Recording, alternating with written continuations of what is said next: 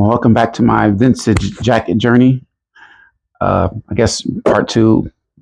First jackets I wore, they were leather. These are just vintage leather jackets that I picked up and found. Again, I learned about the quality, build, just how they look. Things were just, in my opinion, made better back then. So here's one of my first vintage jacket.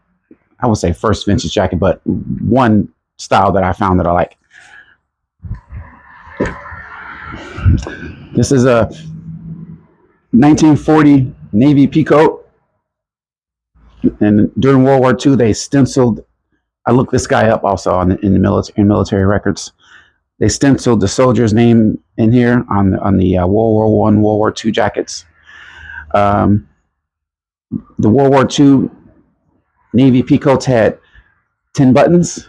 After World War II, between World War I, World War II, at the end of World War II, they went to 6. So this was actually during World War II. It had 10 buttons, and it had a little stitch around the sleeve. That was signature of World War II. And also it had a brown corduroy pocket interior. And it's heavy. It's this throat strap. I'll explain that in a second. That's a whole thing. Oh, I also found a World War II excellence pin that the government gave people and businesses that supported the war with manufacturing, that they made stuff for the war. They gave them a little pin. This is authentic. The average Navy person weighed 136 pounds, so everything was little back then. This was considered a large. This is a 40. I'm a 38. I mean, fits fine. This thing is very, very, very durable. Again, it's an 80-year-old jacket. Look at it. You can buy one of these at Burberry for $2,500, or Coach, or any designer making it won't even be real wool. I mean, it won't be this thick.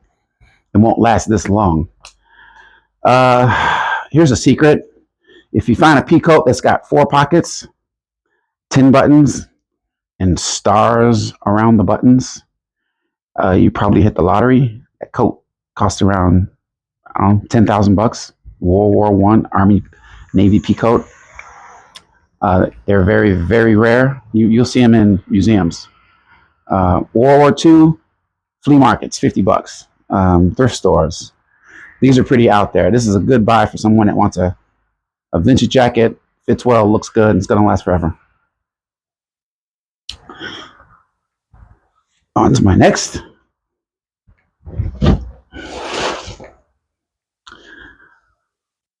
Uh, 1970 high school bomber jacket.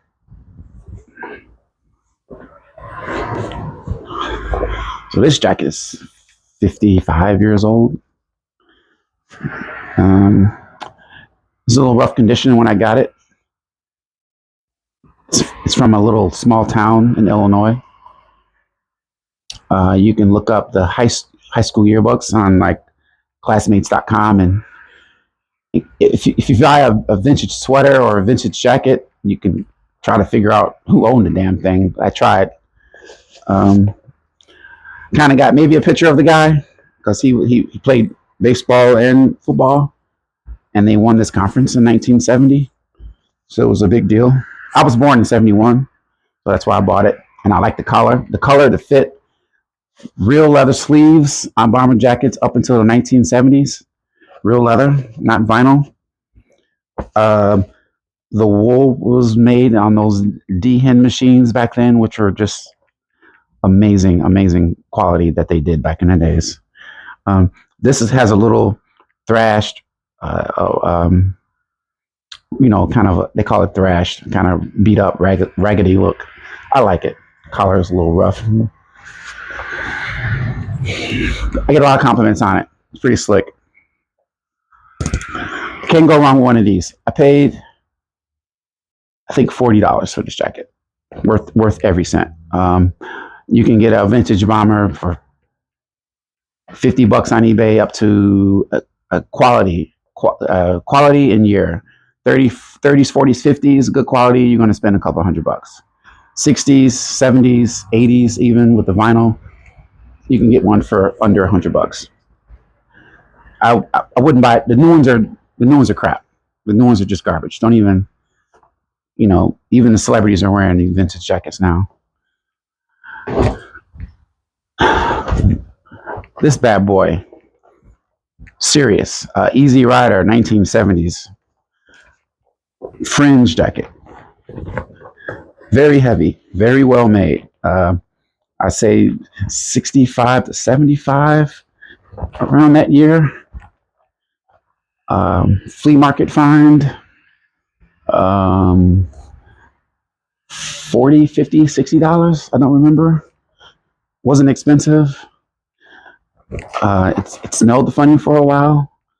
I let it air out, and I sprayed some half alcohol, half water in a bottle, and spray it on vintage clothes to get rid of that moldy smell. Again, people were back.